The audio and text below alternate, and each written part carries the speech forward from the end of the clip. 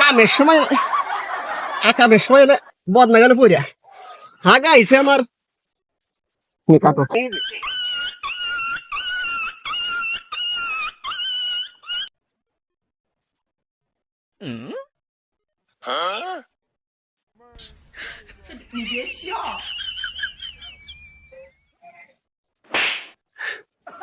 আল্লাহ আরাম করলাম রে পানি না এনে বসে কি দিয়া তাহলে পানি গেল বইরা মুখে দিয়া পাইছি রে বুদ্ধি একটা পাইছি পাইছি Oh, no, no, no, no.